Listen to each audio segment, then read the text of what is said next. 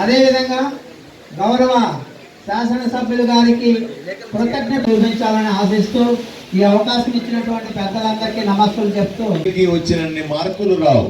మీ మధ్యలోనే కూర్చొని మీ స్కూల్లోనే ఇన్ని మార్కులు తీసుకొని వచ్చినారంటే వీళ్ళకందరికీ కూడా గట్టిగా క్లాప్స్ కొట్టండి ఒకసారి.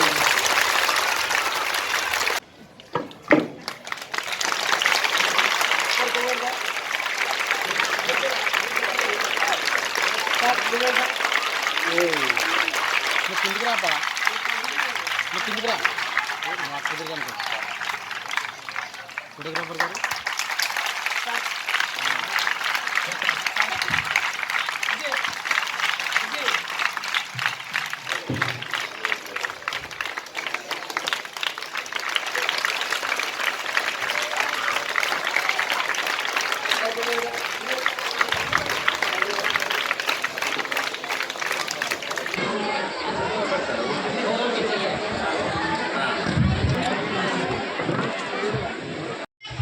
ఈ బిడ్డ బాగా పేద బిడ్డ అని చెప్తా ఉన్నారు, చదువుకోవడానికి కష్టం అని చెప్తా ఉన్నారు.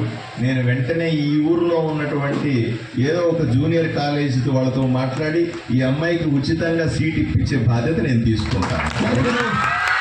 మరి ఇన్ని సంవత్సరాలైనా కూడా మరి మా నియోజకవర్గానికి ప్రభుత్వ జూనియర్ కళాశాల లేకపోవడం అనేటటువంటిది మా విద్యార్థులు అభివృద్ధి వైపు అడుగడానికి మొట్టమొదటి అడుగు అదే అవసరం అని చెప్పేసి పెద్దలకు మరి నేను విన్నవించుకుంటున్నాను. మరి అదేవిధంగా నియోజకవర్గం అభివృద్ధి అనేటటువంటిది ఎక్కడైనా కానీ ప్రజల్లో అభివృద్ధి జరగాలంటే ముఖ్యంగా విద్యతోనే అభివృద్ధి జరిగేది. అందరూ కూడా విద్యావంతులైనారంటే తప్పనిసరిగా అక్కడ అభివృద్ధి అనేటటువంటిది జరుగుతుంది. మరి అందరూ చదువుకున్న తర్వాత అందరూ ఆశించేటటువంటిది ఉద్యోగాల గురించే. మరి ఉద్యోగాల గురించి ఆలోచిస్తే ఇక్కడ ఎక్కడ వెళ్ళాలన్నా కూడా ఉద్యోగాలు అనేటటువంటి వాటికి ఆస్కారమే లేకుండా ఉంది. మరి ఇట్లాంటి పరిస్థితుల్లో మరి అత్యాధునికమైనటువంటి పరిశ్రమలు మరి పెద్దలు మన ఆదోనికి తీసుకొని రావడంలో తప్పకుండా విశేషమైన కృషి చేస్తారని చెప్పేసి ఆశిస్తున్నా గారు మన అందరికీ కూడా తప్పనిసరిగా సహకారాన్ని అందిస్తారని చెప్పేసి, మరి ఆదోని నియోజకవర్గాన్ని అభివృద్ధి చెందడంలో ప్రముఖ పాత్ర వహిస్తారని చెప్పేసి, శాశ్వతంగా ఆదోని చరిత్రలో అభివృద్ధి అంటే పార్థసారథి గారు అనే విధంగా అందరూ గుర్తించే విధంగా చేస్తారని చెప్పేసి ఆశిస్తున్నాను. Thank you. పిల్లలు మీరు అర్థం చేసుకోవాలి, చాలా మందికి అపోహ ఉంది. ప్రైవేట్ స్కూళ్ళల్లో చదివితే బ్రహ్మాండంగా చదువు వస్తుందని, ప్రభుత్వ బడుల్లో చదివితే చదువు రాదని అనే భావనలో ఉంటుంది. మీకు ఒక్క విషయం పిల్లలందరికీ చెప్పాలి, నేను మీలాగానే ప్రభుత్వ బడిలో కింద కూర్చొని చదువుకున్నాను. అర్థమైనా? చదువుకున్న తర్వాత నేను మీలాగే మంచి మార్కులు తెచ్చుకున్నాను. నేను డాక్టర్ అయినాను. డాక్టర్ అయిపోయిన తర్వాత హాస్పిటల్లో విన్నాను. తర్వాత ఈరోజు నేనేమైనాను? ఎమ్మెల్యే అయినాను. అంటే స్కూల్లో ప్రభుత్వ పాఠశాలల్లో చదువుకునే బిడ్డలు కూడా గొప్పవాళ్ళు అవుతారని నమ్ముతారా మీరు? ఎట్టి పరిస్థితుల్లో ఈ ఊరిలో ఉన్నటువంటి తల్లిదండ్రులు కూడా ఆలోచన చేయాలి, ఈ ఊరిలో ఉన్నటువంటి మిగతా ప్రజలందరూ కూడా ఆలోచన చేయాలి. ప్రభుత్వ బడుల్లో మంచి చదువు రాదనేది అబద్ధం. ప్రభుత్వ బడుల్లో చదివిన వాళ్ళందరూ కూడా గొప్పవాళ్ళు అవుతారన్న విషయాన్ని మీకు అందరికీ తెలియజేస్తా ఉన్న ప్రజలు కూడా అర్థం చేసుకోవాల్సిన అవసరం ఉంది.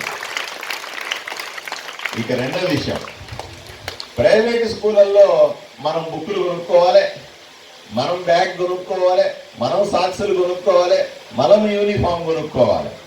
మరి ప్రైవేటు బడుల్లో ఉన్నటువంటి చదివే వాళ్ళు వాళ్ళ తల్లిదండ్రులకి అంత ఆర్థిక స్తోమత ఉండదు కాబట్టి, ఆ రకంగా అన్ని డబ్బు పెట్టి కొనడం కుదరదు కాబట్టి, మీ తల్లిదండ్రులందరికీ కూడా పెద్ద డబ్బులు ఉండవు అనే ఉద్దేశంతో ప్రభుత్వమే ఇవన్నీ కూడా మీకు ఇస్తుంది.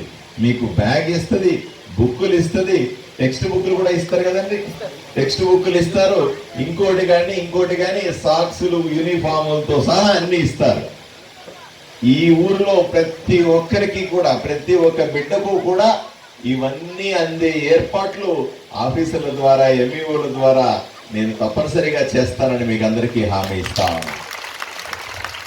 పొరపాటున ఎక్కడన్నా తక్కువ వస్తే, ఎక్కడన్నా ఇబ్బంది వస్తే దయచేసి మీరు నా దృష్టికి తీసుకురండి.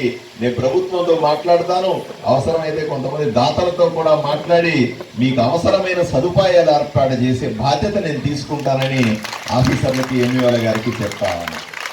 ఇక రెండో విషయం, ఇక్కడ మనం అప్రిషియేట్ చేయాల్సిన అంశాలు కూడా ఉన్నాయి. కేవలం 900 మంది విద్యార్థులని 4 టీచర్లు మాత్రమే పాఠాలు చెప్పి ఇంత మంచి ఫలితాలు తీసుకొని వచ్చినారు. ఇది ఎంత గొప్ప విషయమో ఒక్కసారి మీ టీచర్లందరికీ చప్పట్లు కొట్టాల్సిందిగా మిమ్మల్ని కోరుతా ఉన్నాను. ఎందుకంటే నాకు రమేష్ నాయుడు గారు వ్యక్తిగతంగా తెలుసు. రమేష్ నాయుడు గారు తన సొంత డబ్బులు కూడా ఖర్చు పెట్టుకొని పిల్లలకు అవసరమైనప్పుడు బయట నుంచి టీచర్లను తీసుకొని వచ్చి ఏదో విధంగా ఈ స్కూల్ని అభివృద్ధి చేసి బిడ్డలే నా జీవితం, వీళ్ళ భవిష్యత్తు చూడడమే నా జీవితాశయమైన బతుకుతున్నటువంటి రమేష్ నాయుడు గారిని ప్రత్యేకంగా నేను అభినందిస్తాను. అయ్యా, రమేష్ నాయుడు గారికి నేను ఆయన్ని సన్మానించాల్సిన అవసరం కూడా ఉంది. ఇది నా వ్యక్తిగతం.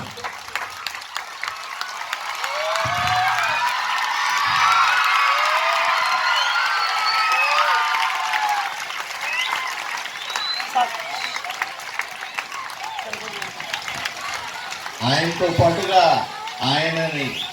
ఈ స్కూల్ని ఎదుగుదలలో చేదోడు వాదోడుగా ఉన్నటువంటి 4 టీచర్లు కూడా సన్మానించాలని నేను కోరుకుంటా ఉన్నాను. దయచేసి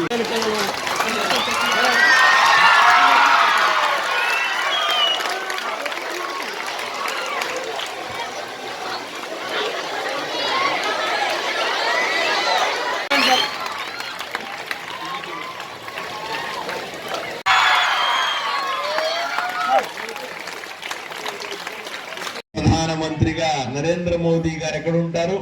ఢిల్లీ నుంచి మనకి ఇవన్నీ కూడా పంపిస్తా ఉంటాడు.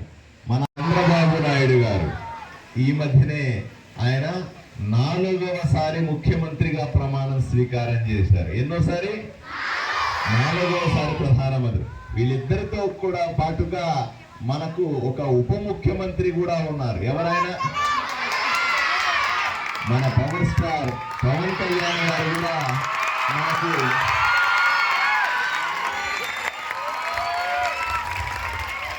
మనకు ఆయన ఎవరు?